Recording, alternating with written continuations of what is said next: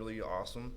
I will say, I don't want to get into controversy here. I've recently switched to a different platform. Rhymes with Fixer. All right, Ninja. And I saw a pretty explosive growth in my first couple of weeks just doing that. Um, so right off the bat, I would say Twitch is awesome, but it's a big ocean, and maybe there's things going on in that ocean, and there's a little lake called Rhymes with Fixer that maybe you can be a bigger frog in. And I will say, this isn't a Twitch panel. It's a streaming. Yeah, well, you I know. just saw the purple out here.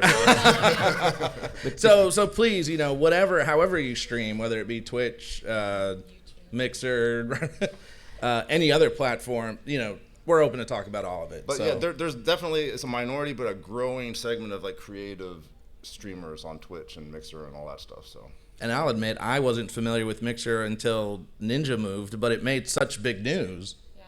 So you're right. I do agree. There's other players, in the pond. I truly believe, though, if you're a streamer, you should consider all options. And there's lots of services out there where you can restream. And I do it all. I go to Facebook, I go to Twitter, which is from Periscope, do Mixer, do Twitch. And matter of fact, I run like 2 Facebook streams, so one on a page and one on a personal profile. So I think all total 7 or 8 different places at once. And then I direct them all back to my website, to a live page, to be basically, which is a YouTube live page, and it's on my.com where I have the chat room and everything set up. So even though I get them captured out wherever they start, I try to push them back to a single site. And for us, on It's a Southern Thing, we started. We didn't really do anything streaming. We did all just sketch comedy videos and things like that. And where we found our audience for the type of videos that we made was on Facebook. So we kind of went all in there. We have a Facebook and a YouTube presence primarily, although we've grown to Instagram. But the streaming that we primarily do is on Facebook and then YouTube, sort of as a secondary platform. But our grandmas that love our videos, they're not on Twitch. They don't really know video games. And for Literarily Wasted, had to concentrate. You're doing great. I was going to ask you though, do you find your audience segments by the platform? Like you got a certain demographic that turns into Facebook? No, we just started putting out our videos sort of everywhere, and that's sort of where we collected them. Right. Primarily was on Facebook and YouTube. And our Facebook and YouTube audiences are completely different in terms of demographics. But we just looked at streaming as a way to engage people. We think about Twitch, but it's just a way to interact with the people that like what you do.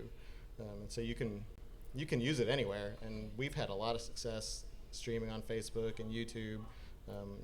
Our book club, the primary aspect of the book club is an online streaming component. Twice a month we have live book discussions, and everybody can come in and chime in and engage with us that way. And that's how we build our community and grow it. I think you make a great point. A lot of us, we assume Twitch. I assume Twitch, but it's wherever your audience, wherever your people are, you go to them. And so it may not necessarily be Twitch, like you said old grandmas. Was that what you said? Our grandmas love us. Okay, yeah, they're on Facebook, so you go to where they're at. Real quick, I will say 2 things. One, I apologize for the heat. We have fans. We have no idea why it's so hot. They're talking to the building about it. Next door, it's an icebox, and they're working complaining. on the AC. They're complaining over there that it's too cold. So I didn't hear that it smelled like barbecue. But so I really do apologize for that. And 2, the way I run my panels is open discussion. We have something fun called a catch box. It is a microphone basically in a Nerf football. Check. So if anyone has questions, raise your hand. He will get the mic to you. So just raise your hand and we'll get you a mic. So all right, continuing on. Just so hot. I'm sorry. Well, I mean, to pick up on, I guess, that thread, I've been watching a lot of Gary V. Any Gary Vaynerchuk fans out here? You know who he is? Okay. He's sort of like Tony Robbins meets one of the guys from Always Sunny in Philadelphia. Says the F word a lot, but he's got some really good advice. But one of his main ideas, he blew up with YouTube. He sold wine for his dad's liquor store or whatever and blew up in the early days of YouTube. now he's got this whole media consulting company, and he sells books and stuff, but it's like his whole thing is kind of like the soft sell. We're always pushing out value and content rather than please buy my CDs or my books or whatever, and then like every 10th one maybe hits you up or whatever. But one of his things he returns to a lot is to not be dependent on one platform, because the platform go like this. It's not, like Thanos and you're gone. Right. And they don't owe you anything. You're just a schmuck that was becoming an employee for one of these corporations. If you diversify, you have more leverage, I would say. Maybe sometimes a shotgun approach gives you a lot more options as opposed to like a laser or sniper focus on one demographic, I guess. But I don't know. I mean, it shifts so much. I don't know what you guys are. And we saw that a lot with the YouTube, the adpocalypse. Right. That everyone's, my career is over. But to your point, they put all their eggs, and no offense to anybody that did it. Right. I get you're going to feel that financial impact. But everyone put their eggs in one YouTube basket. Literally a few panels ago, Todd, you made a great point that if you don't mind repeating about, and we were talking about if Facebook blocks your content for some reason. What do you do about that? And Todd, you had some advice. Well, I'm just, I guess it's a broader spectrum discussion. Is a lot of folks today, what they say, why do I need a website? They say, I don't need a .com. I don't need a place to hang my hat. I'm on YouTube, or I'm Twitch, or here's my location, here's my Instagram page, here's my Twitter link. And they build their whole identity and their whole business around that. And to me, that's absolute insanity. When I'm doing content, it's where do they come? I tell them come to newmediashow.com, come to geeknewscentral.com, and from there they can consume the content. I don't care, wherever they want, whether it be on Spotify, on Apple Podcasts, Google Podcasts. They want to watch me live. I don't care where they listen, but ultimately I drive them back to my homepage. Now, with that, no one can deplatform me. No one can demonetize me. No one can say your content's controversial, I want you off, because I control that. Now, I might get bumped from YouTube, but guess what? I can still go live in old school streaming technology. So really, it's I truly believe own your brand on your own.com, and with your RSS feed as a podcast, no one can ever shut you down. I think we can look at a case study of what most people would consider pretty disgusting individual who was delisted from Apple. And basically this guy lost all his ability to be in all the major podcast directories because of that delisting. But because he had his own website, because he had his own RSS feed, he's still on the air. It's a little harder to get to, but no one could totally deplatform him. So Casey, down there, how did you get into going from making cosplay to now streaming? That seems... like a private, So it's kind of strange. I moved from Chicago to Atlanta, and I decided to go full-time into costume making, and I had no friends. So I was like, I'm going to start streaming so I can have friends, which, that's just how it was. And then I just continued to do it, and I made friends, and now... I stream commissions. Like, people will pay me to make their costume on my stream. Wow.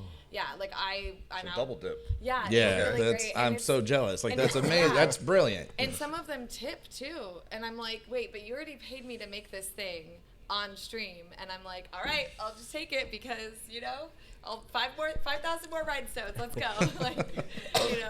But no, it's really cool, and I wasn't really expecting to love it. I just needed something else to do, because working from home is like by yourself all day in a new place. It can be a little like lonely.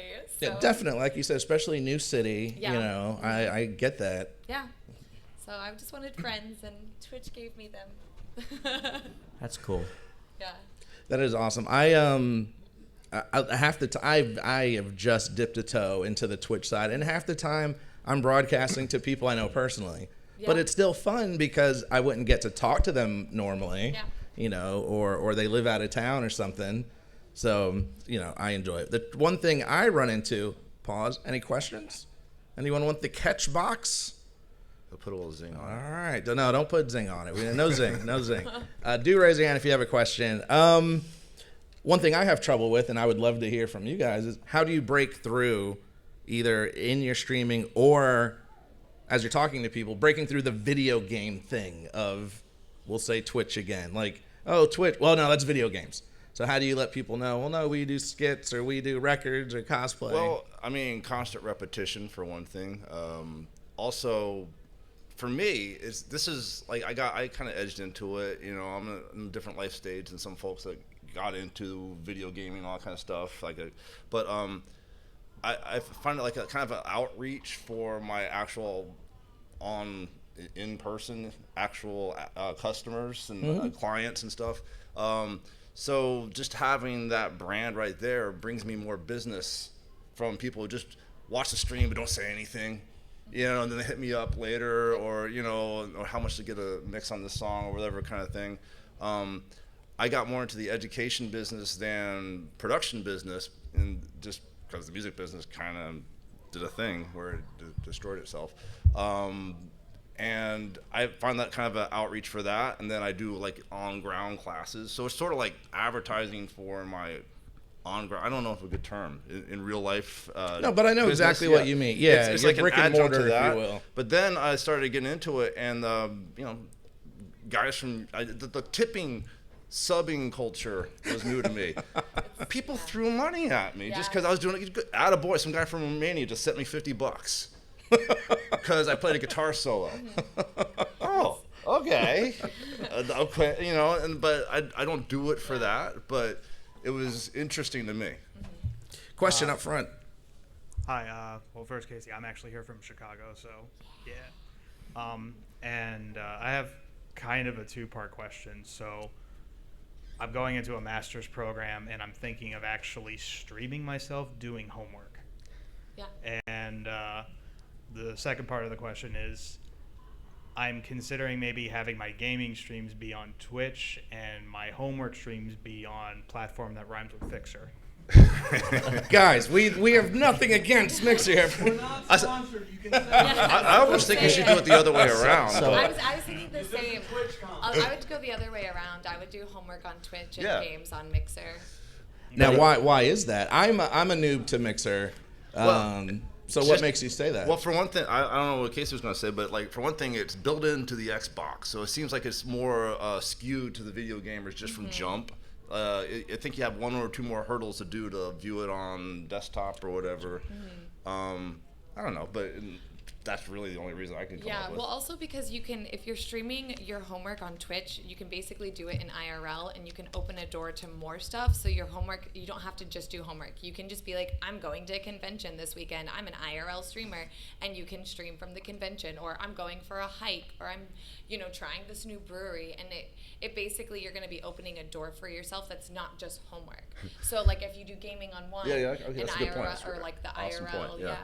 Also, have you considered the ethical dilemma of, you know, crowdsourcing your homework answers on Twitch? You know, one I'll thing have is to 100 think subs about till I it. pay off my student loans. I guess it depends on like what you're studying, right? Like, Right. You know, I often wondered, I do about a 70-minute tech show twice a week, and I always wondered why would someone want to watch me for 70 minutes? And what I found with my audience, at least, was that 80% of the folks like to listen, 20% of the people like to watch. So there was always this group that never crossed streams. They either watched or they listened. And what I really did is I picked up 20% additional audience. So those of you that are on any platform that is recording, you know, I'm just going to put my podcasting hat on here. You're creating content, so record that and then put it out as an audio or video podcast. Why not? And then it can be consumed on demand at any time on all these great platforms that are basically distributing and syndicating podcasts. You know, and I actually get a fair number of audio production students going to like SAE or, you know, different schools, and they'll tune in and say, what do you do with parallel compression? And then we can do it in real time on the song I'm working on. So that's kind of what's cool about Twitch and Mixer and all that stuff, the instant interactivity versus YouTube. I talk, you listen. You know, they can ask me questions and say, you know, that hi-hat symbol's a little loud. I'm like, yeah, that's a good point. We should turn it down. So they're involved more, and it's happening in real time, and that's a cool thing. Sometimes, you know, the peanut gallery can be a little goofy or whatever. But for the most part, everyone's like really into it because they want to nerd out with somebody and learn this really deep skill in my experience. So And for us, for anything that we do, we're not on Twitch, so. But I think sort of the principles of streaming, at least in my mind, kind of universal, and that the two magic words for us when we come up with anything is community and engagement. So how can you create a community around what you're doing? And I think that's where you'll see like really what thrives on your streams is like people feeling like they're a part of what you're doing as opposed to just passively watching. And a great tool for that is Discord, of course. Most of y'all are probably hip to that, but I've always got a command, hey, join my Discord, ask me the questions, and I'll send you a sample of the drum we recorded today or whatever, that kind of stuff. So. We have a question Yeah. or comment. No, Up to no you. question. So each of you kind of have very unique niches that you fill.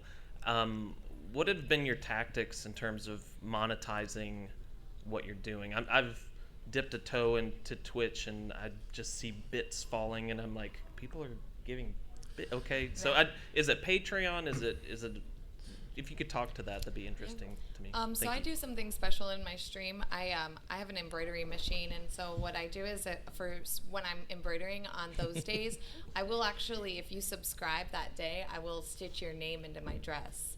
I do it for my patrons as well. So basically, it's $5. It costs me like nothing to stitch somebody's name. It takes 30 seconds, and they literally get to watch their name permanently go into what I'm making, and it gives them that sense of, wow, I really did help, because everything on my stream is going back into materials for making things, because ultimately people are there to watch me make. And dropping something totally unique that cannot get literally anywhere, so, or at least that way, yeah. Yeah. So So that's how I do think it. that's amazing. I've never seen, I don't follow a lot of cosplay streams. I've never seen anyone do that. That is definitely worth the couple bucks, Yeah. and it's forever, It's forever. So I just kudos. I just think that's amazing. Well, and I was saying, like, I got into this and people would just throw money. Yeah. Like, that's crazy. Don't go nuts, dude in Romania with the $50 tips. But okay, Daddy needs some new guitar strings, But like for me, it's sort of an adjunct to my actual education business and the classes I do and that kind of stuff. And I think the subscription model is cool, but like you got to keep feeding that beast. And I think some people get into thinking it's going to be a job like that. And I think that's a little bit of wishful thinking, just on the numbers. I saw 30,000 aspiring partners at TwitchCon a couple years ago. It's probably even bigger now. And so many of them can be solvent to the point where they are paying their rent or whatever. That's a tough road to hoe. And I know some people that are like, we're hustling on that, and it's ebbs and flows. The game they were streaming, for the gamers I know, falls off and they got problems, or whatever. So to me, it's like an adjunct to the money-making thing. I released the record. We don't sell a lot of them, but I have kind of a mission with some of the. So I'm forming like 6 or 7 little bands over time. One of them was my former students. I used to teach at the Art Institute of Atlanta. And it's kind of a lot of non-traditional age students, people coming out of the service. I had 25-30% of the people were military veterans. The guy that got me into streaming happened to be a Marine who rapped. So he got me into streaming. Hey, you should do music and help me do this record. Okay, and then we were like, I put some guitar on it. Okay, let's make a band out of this. And I found one of my other students was an airman. Another one was a bass player from the Army. So we had to kind of do this thing, and the songs are mostly about like PTSD and depression, kind of related to that. So for me, that's kind of like, I'm not necessarily doing it for the money, but I see like a purpose, and that to me is what's driving. It brings people in, it keeps me interested. If you're just doing it to like grind $10 of subs or whatever, it's probably not. There's easier jobs to do. Well, Yeah. I'm the capitalist of the group. Here we go. Get my notes out here. It was partly because when I started doing my show, my wife at the time said to me, "You've got 2 years to figure out how to make money, or this is, she's gonna put the kibosh on it."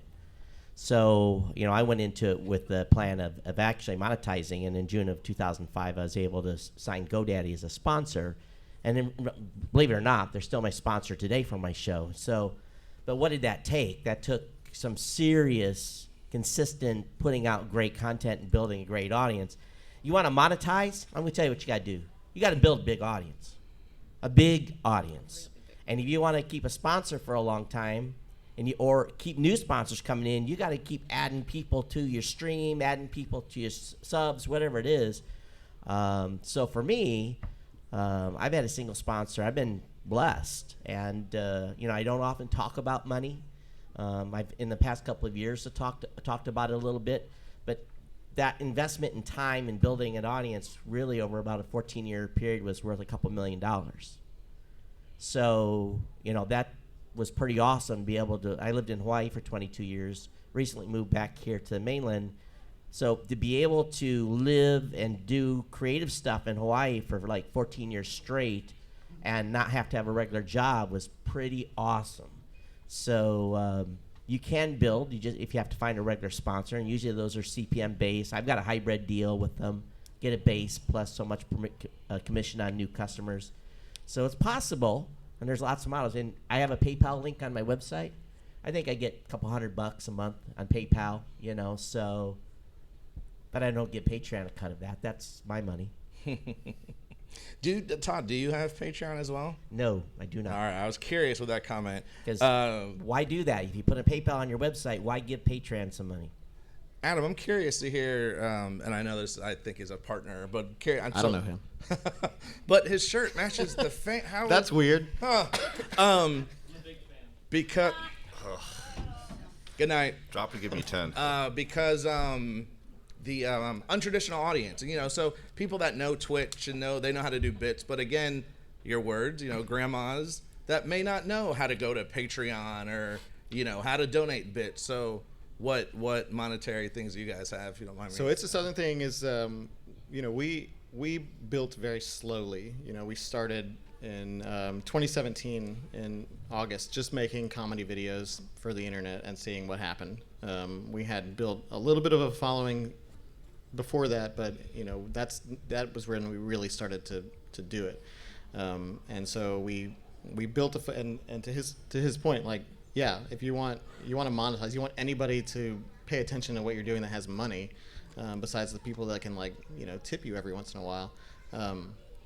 You've got to get a big audience. So we built It's a Southern Thing up to and it had been up to maybe about on Facebook probably about 1 million followers before we even considered looking into streaming as another avenue for content creation. And so. We use streaming as primarily a way for us to interact with our audience and to plug other ways that we get revenue, like our merch store. And the merch store is good for us because it's a way to sort of mobilize the It's a Southern Thing fan base, the army or whatever that we've built, a way for them to identify with us in a closer way and show off their Southern identity. So that's what streaming for us is primarily a way for us to push our other sort of revenue earning initiatives. And it works. Anytime we do a live stream, we'll have a promo code for 20% off of all the merch in the store. So if you tune in and you watch, you get the code and rewarded. Yeah, you get rewarded. You get to save 20% on the bless your heart button. Oh, sorry. Question or comment in the back thing. Yeah. Hi. So my question is, streaming is totally an investment. Like getting your camera, your computer set up. What was your initial budget when you first started streaming? Well, I can talk about Literarily Wasted, since that was a streaming initiative from the beginning. Our budget was pretty much zero. We just came up with an idea. We said, hey, what do we have that we can use to stream? We have our phones if we need to. We have, little tripods that sit on the tables for our phones, and we have our faces, and so that's what we started with. And then shortly after we conceived of the idea and thought about what we were going to do is when we approached Second and Charles, who is our current sponsor for Literarily Wasted, and said, hey, we want to do this Would you be interested in partnering? They said yes, and we initially signed a deal where it was there's no money exchanging hands, but they did buy us some more equipment, and that budget was $10,000, I think, just for really basic cameras, tripods, software, and the like. And so, but I think the beauty of streaming and even just content creation on the internet is that you don't have to have a lot to do things. You can have a minimal amount of equipment and be entertaining, be engaging, and build an audience just because they like what you do and they like who you are. I used to teach as well, and it was it's not about what you have. You can make it look slicker and you can add fancy graphics, but if it's the product you're selling is you, and if you're good enough, if you're fun enough and engaging enough, people will watch. People like you. Yeah, people. Yeah, doggone it. People will. They'll buy in. They don't. It can look like Atari game, and they'll be like, "This is cool."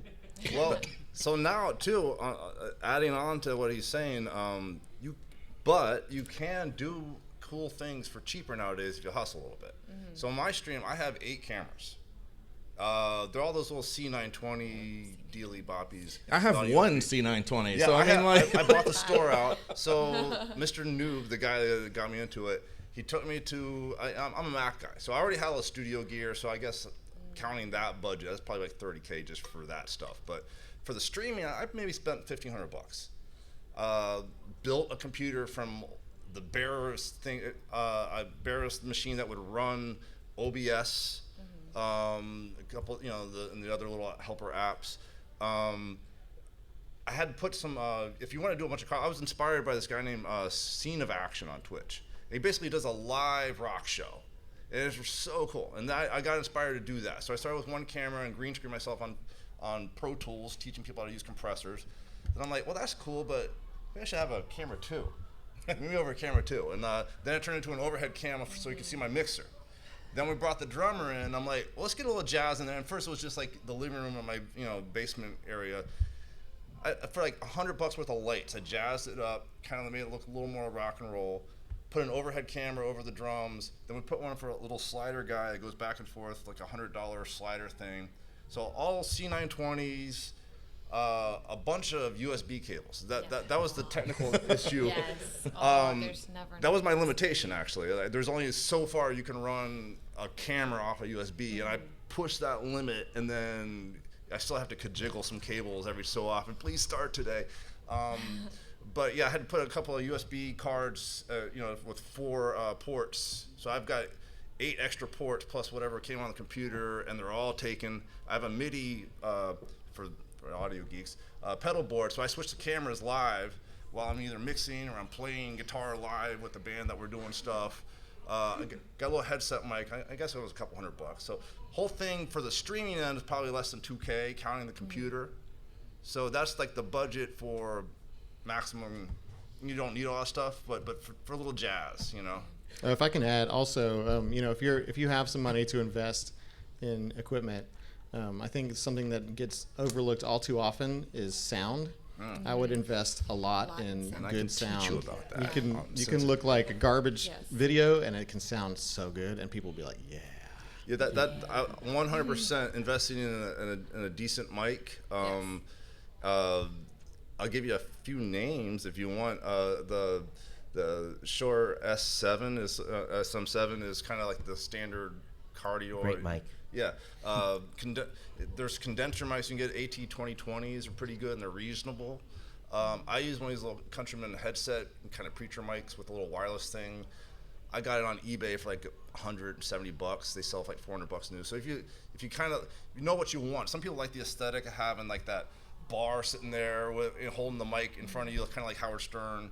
I need my hands free, so I didn't want to have that. So I invested in a pretty decent, Countryman mic that goes right here. But you spend a couple bucks on that, and then the quality of your stream is much more enjoyable. If they, But I would say this though, and these are all, admittedly, pretty big time streamers. If you're just dipping a toe in, use your phone. Yeah. Use your phone. cheap. Your Don't phone go has a nuts. mic. Your phone has a camera. Your phone has Twitch built in.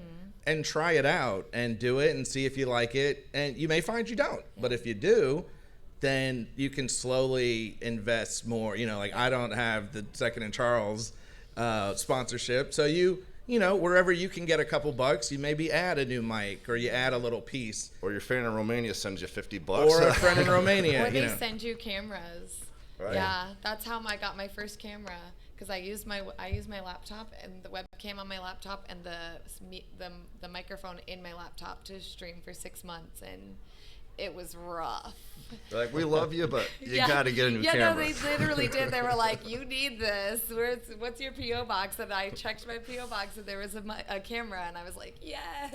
And there's a lot of great attachments that you can get for your phones Yeah. to, you know, sound attachments, wireless mic attachments, and things like that that can really just make it sound that much better. Question or comment in the back. Orange shirt. Yeah. I was just wondering how you sort of answered it with the MIDI, using the MIDI control to do multiple cameras. How do you manage if you have multiple cameras? Some days I do better than others. Well, or to go with it, do you have? I know I've seen another like a painting stream where they have someone else helping them. Do any of you do that? Yeah, I don't have that. I know also Streamlabs has the little Stream Deck thingy dealy, but I need my hands free to do stuff, so I went with a little pedal board just because I had stuff like that laying around. But you can put them on timers. I think there's an app that does that. I don't know if Streamlabs OBS does that or not. There's an app that is basically like a Stream Deck, but from your phone. So if you have a big studio and you're like on your phone, you can that's change part of scenes too. So that's an option. So, you know, for me, I went with the because I built my studio before really OBS was around. Wirecast was popular. I went the TriCaster route with, and basically that's what I'm on as a TC1. But at the same time, it's overkill at this point. You know, there's so much stuff out there that you can do much more inexpensive. But if you want to build a studio that has all these bells and whistles where you just put your hand up and the camera switches, that's there. It's out there. That tech is out there, so you can spend big bucks all the way down to going budget. I'm in favor if you're brand new, just go budget, because if you're no good and you decide this is not for me in 6 months, you haven't spent $5,000 and you're mad about it. Yeah, I'm just jumping in. I'm a tech guy. My name's Scott. I run the tech table over here.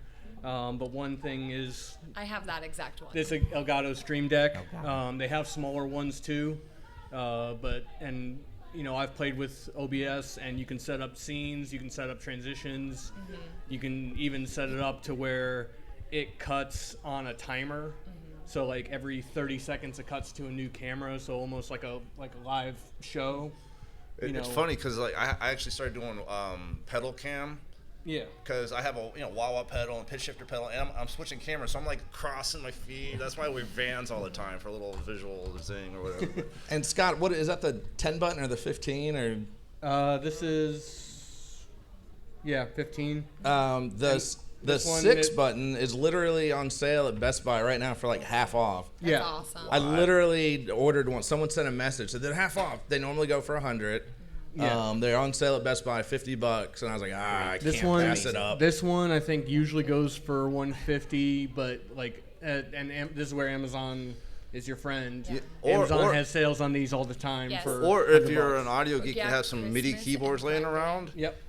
Anything that turns a MIDI note into a keystroke, you can have 88 scenes laid out if you really wanted to get like geeky like that, and that would work, A lot of software will switch by iPad too, iPad remote control. Yeah, and there's also, I know streamers that have it set up to where their mods can actually use a command to change scenes. Oh, that's too. slick. Yeah. Until they start messing with you. Well, that's half of the fun though. Like one of them has a corgi as a dog, and so if they're bored with what he's doing, they'll switch the scene to the dog. That's funny. Well, we all need a corgi cam in our stream. Dog cams are for the win. Yeah. Friend of mine, Bill, you're Run Jump Stomp on Twitch. Is that correct? Yes, sir. Question or comment? Just a comment to the Stream Deck. For a very long time, I actually had a viewer send me a Stream Deck, so that's awesome. When your audience supports you. But before that, I just set up in OBS. You could just set up like macros on like your keyboard. So I would hit like Control Alt Shift 2 or something, and that would shift to a different scene. So you don't have to get into this spending a bunch of money. Yeah, you can do a lot of stuff on your keyboard. Yeah. Right. You can do a lot of stuff in the keyboard. I will say this: once you get the Stream Deck, though, you're going to be like, "Oh my God, this is so much better than the keyboard." But until you do that, it'll work just fine. Yeah. Mine is once I get home from the con, mine should be waiting for me, and I've been wanting it for a while. And then the 50% off sale, I couldn't pass it up. If you want to figure out how to break all your credit cards, go to geeknewscentral.com/studio. I can hurt your credit cards in a big way. Much like Dragon Con. Kind of like credit card masochism over There's here. no affiliate links on the page. Yes. I actually wanted to say a comment about the Stream Deck Mini. I got one recently, and even though it's 6 buttons, it can potentially be infinite buttons. Yeah, So it's really nice in that regard. A lot of people. So the one they showed has more buttons, but even question in the back, way in the hat. Even the small one, you can make folders. So you click on the folder, then you have 6 more buttons. Or can you do like combos or whatever? Yep. Yeah. So I think my takeaway, my point is, don't overspend. Don't feel the Right. pressure to spend money. Oh, I got to get the 20 key one. Just the best that you can afford in your personal budget. And always upgrade. Yes, and sell off old stuff. Yeah.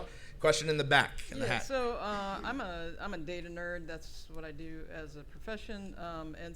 So my question is around that aspect. What sort of analytics do these platforms provide so that you can, like you were speaking to your demographics, so you can figure out which things that you're doing are more successful so that you can, play on those strengths and hopefully get your audience more engaged with you? Well, Twitch, within the hour sometimes gives you a complete rundown of your last stream. Sometimes it used to take a little longer to process, and they'll give you a lot of data right from your dashboard. Mixer a little less, but then there's other helper apps that will do that for you too, like Streamlabs. Yeah. They enhance all that stuff too. They give you even more insight into what's going on. Yeah. Plus, you talk to your audience. Yeah. They will also show you, like in the analytics, they can show you like which streamers, like your communities cross the most with. So like if you have a streamer that consistently raids or hosts you, or you have a streamer that like you have a lot of the same like community in common, it'll tell you the exact percentage. So then you can you don't get a demographic like how old people are or like their gender and stuff, but you get an idea of where they're coming from, and in turn you can go to that streamer's channel while they're streaming and chat, and it makes a more like well-rounded experience, because you're like, hey, I know that you like this streamer, I'm gonna go watch them, see why you like them. Oh, I get it, they're fun. Okay, so you get to see where they're coming from as well, which I think is really cool about Twitch. And for us on It's a Southern Thing, one of the things that we like to look at a lot, and it sounds kind of basic, is the concurrent viewers and also when they dropped out of the stream. Because one of the things that we do is every stream we try to come up with some sort of game or some sort of thing that they can participate with us in. And so we want to make sure that that's working and that's engaging with the audience. And so if we're going along and we're doing like, it's the bracket challenge, vote for which Southern dessert you like the best out of the Sweet 16 bracket. And then people get to a certain point and they just drop off. We're like, well, we lost them there. We should probably maybe do something else. So for us, it's a way to try to figure out how we can engage with that audience better with the types of things that we offer them. And so we're always trying to figure out new and fun things to do. And if they're with it, we'll do it again and again. Please tell me you do have a dessert tournament called Sweet 16. Yeah, we I was going to say. we didn't want to call it Sweet 16 because of like trademarks or like NCAA. I don't know what's going on. But you have to. We got away with a little bit. It was banana pudding, by the way. Peach cobbler is the only correct answer. I was thinking pecan pie, but no, it was banana pudding. It was number 1 seed too, and they just went for it. Really, just powered through. Powered through, yeah. The fix is in. Yeah. I think someone else had the box. We had a question. Yeah. Yes. Yeah. First of all, I want to say thanks, Todd. I host with you, and appreciate your patience. You and Mike have been really patient. iTunes did take me off recently, and it was a feed issue, and you and Mike really came through. I really appreciate it. Thank you very much. The question I have is, you guys were talking about building a community, especially you, Adam. What platform really is the best? Because I haven't really seen a great platform that you can really build a community in. Like YouTube, you don't know their names. Twitch, you don't know their names. So the only really good community is our podcast is doing pretty well. Our Facebook group, just dedicated to our listeners that listen to our podcast, I mean, I know almost all of their names. We have a very good relationship with them. I've become friends with some of the listeners off of the podcast. But as far as streaming, I don't know who any of these people are, ever. And so it's harder, in my opinion, to monetize when you don't really get to know that community, on that level. Do you guys find that? Yeah, I would say for us, we had a similar experience to you in terms of building a community. Facebook has been the easiest for us, both on It's a Southern Thing and on Literarily Wasted, just because we created the group. We've been doing the live streams on Facebook. People can interact with each other, which is important. They can interact with each other when we're not streaming in the Facebook group. On It's a Southern Thing, that's where a majority of our audience was, so that we put a little bit more emphasis there. On Literarily Wasted, we want to do a lot of things, a lot of engaging things that are sort of outside of the world of streaming. We have our live book discussions, but we want to keep them engaged throughout the month. And we found that very difficult to do on YouTube, especially because there's a lot of community features that are stuck behind subscriber walls. Like you don't have access to the community tab, and so you hit a certain subscribers. You can't use stories. You can't post anything but your videos. And so if we had to, we have to announce a book of the month, we have to make a short, 2-minute video and put it up on YouTube, as opposed to some other way. But and it sucks because Facebook doesn't monetize. Facebook, Yeah. well, we have kinda. We've had some success on It's the Southern Thing with mid-roll monetization, but Facebook is so far behind the curve there that it's kind of maddening. But Facebook for us has been the biggest way to develop that community, and then from there we push them to other platforms like our website and to YouTube and Instagram, and we try to use all of the platforms that we have to complement each other. It's not just like another place that you can find us. It's a place that you can find us where we can give you something else that you're not going to get here. So if you find us in one place, it'll direct you to another, and that sort of stuff is sort of the weird workaround that we had for that. The community, the site that we were having the best success with went down. They took it down. It was Blab. Loved that platform for a while. But now we found that StreamYard actually works pretty good for multiple hosts on Facebook, using them a little bit. But definitely the interaction of the fans is on Facebook a lot. Rob and I do, a weekly live event, and it really runs the gamut. I'm watching YouTube, I'm watching Facebook, I'm watching Twitter. Rob's watching the chat room, so we're kind of interacting in 4 or 5 different places. So, but again, we went with the strategy of being everywhere we could be. Spread the stream wide, and using Wowza as a rehost or restreamer. My sense is, Instagram tends to skew a little younger than Facebook, and now the next generation. I heard it on Gary Vee, and I saw my daughter start using is TikTok. Yeah, TikTok is really for the shorter big attention right now. span theater, Redux version 3, 7 seconds at a shot. It's sort of like Vines, I guess. But and there's that's how Old Town Road broke. I was talking about how the music business is broken. Well, it's broken until someone fixes it. And, a gay black kid becomes a country star on TikTok. How's that work? I don't know. Or TikTok. Oh, sorry, I'm old. I've been hitting the head a lot. But it built a community. I guess the shorter the attention span, the more memeable it needs to be. But then it leads to other things. And I think that goes to Gary Vee's point of staying flexible and not dependent on one platform, because they go away. Yeah. And just always be shuffling, and looking for the next thing that picks up a little bit. Yeah, I agree. Like Twitch is kind of where I build my community, and how I actually make it like more interaction when I'm not streaming is my Instagram stories. So there's a lot that's not seen on stream because I can't stream, 300 hours worth of like one costume.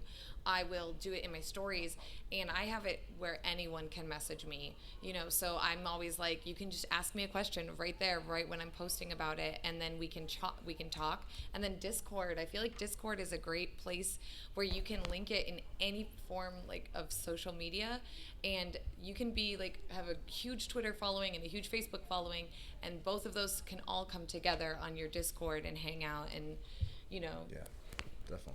I think you're really right about the Discord. We use that, but a little behind the scenes here, the digital media track uses Discord, and I'm a little older as well. I was like, I got to get this new app now, but it's worked very well, and it's extremely organized, and like you said, open to your fans. And I just love again with the cosplay, you can keep up in Instagram because you always have something new to show. Some of us talking heads, it's the same picture over and over. So I just think that's awesome that you tie that together. It just depends on like what you want your Instagram to be, because like you don't have to treat every single platform exactly the same. So like Twitter is normally like for me memes and like silly stuff and selfies with people, but then I use Instagram as like as kind of a portfolio. So when people go through, they're like, oh, do I want to throw money at her to make me a costume? Absolutely. Is she worth it? What can she do? So like they're completely different content, but they still are my brand. Yeah, I would echo that for what we do on It's a Southern Thing as well. We're everywhere. You can find us on Facebook, YouTube, Instagram, Twitter, Pinterest. We just started a TikTok. Those are just videos of me eating backwards. Oh my God, yes. That sounds oddly compelling. That sounds really awesome, actually. It's pretty awful. But to her point, we offer different things on each platform. You can find teasers for our sketches on Instagram, and then that'll take you to either IGTV, or you can click a link in the bio to go to our Facebook page or whatever.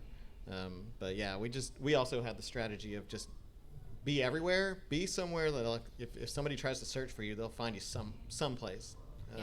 Yes. We got a lot of questions early on about platforms, specifically saying like, don't you feel like you're cannibalizing yourself if you spread yourself too thin? I say my answer is always no.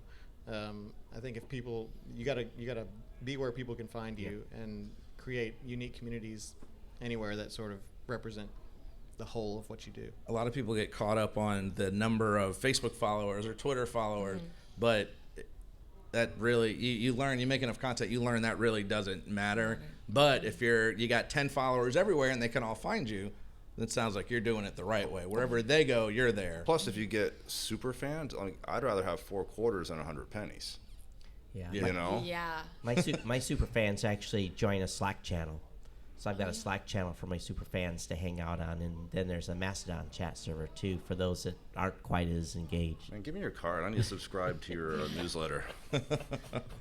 Now I will, and again, but behind the scenes, Todd has been in any podcasting group I've been in.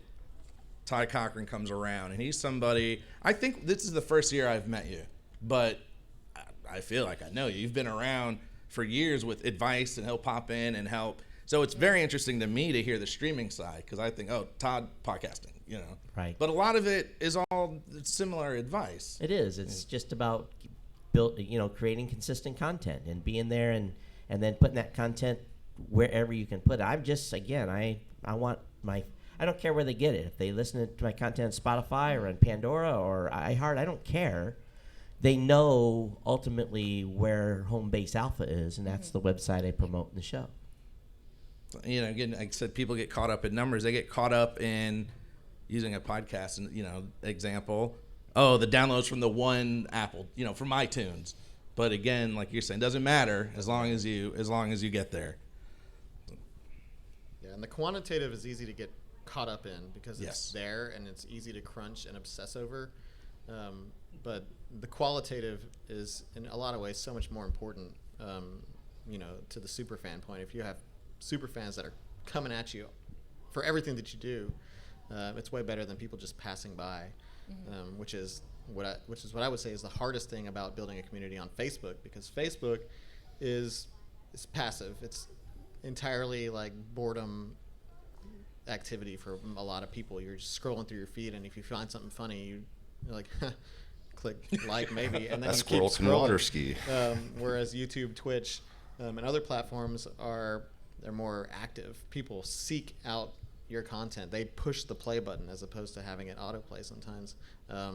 So for us, it was a matter of how do we get people to see what we do on Facebook, and then if they see something else that we do, they have them remember what we did before and be like, oh yeah, these are the people we've got a thing here that I like to come back to because I like this.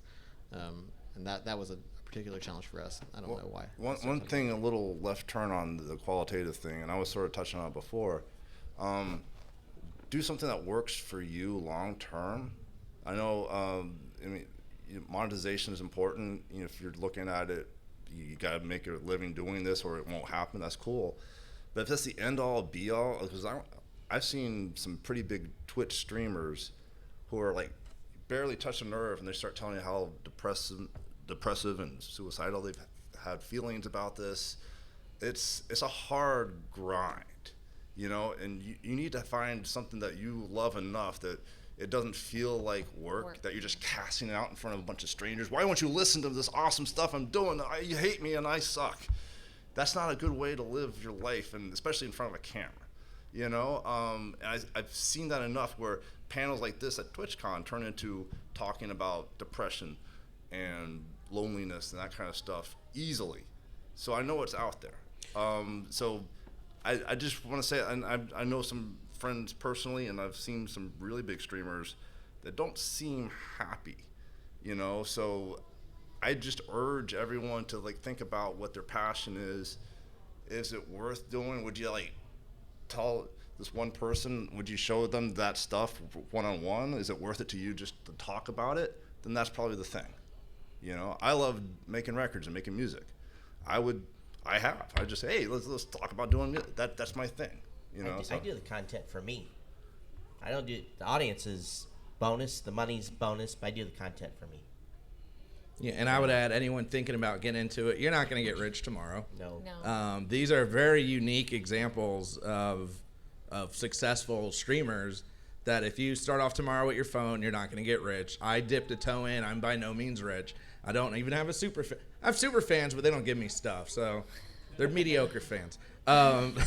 Is that how you metric your fans? And you know what's worse is I have a fan here, and it dawned on me, a friend, I was like, oh, I shouldn't say this right here. What's your size? But you're not going to get rich overnight. So do it because you enjoy it. Mm-hmm. If you hated making costumes and you had to do it, people would see that in your face. Yep, and it's not a fun stream, and everyone does this stuff up here because they enjoy it, or at least can feign it really, really well. Mm-hmm. We have a couple minutes left. I want to see if anyone has any other questions or comments. I would ask. Yes. I will not ask that. Never mind. Okay. In the purple. It might be a bit of a boring question. Not at all.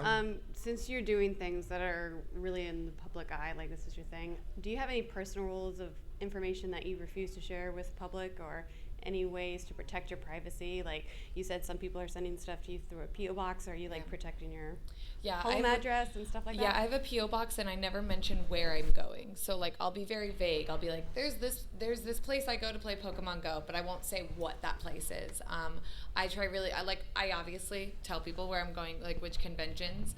I often won't say which hotel I'm staying in until maybe if I see them and I'm like, oh yeah, I'm in the same hotel, but I won't broadcast it. I don't I don't put my real name on anything. I don't. And if people find me on Facebook, I will say this is my personal private place, and I'm just not going to add people there. That's just how I keep it separate. But for the most part, I don't really have a private life because I don't feel I don't have anything to hide. I don't have anything that is mine. I share my hobby is running and my dog. I share that. My audience likes that, so I talk about it.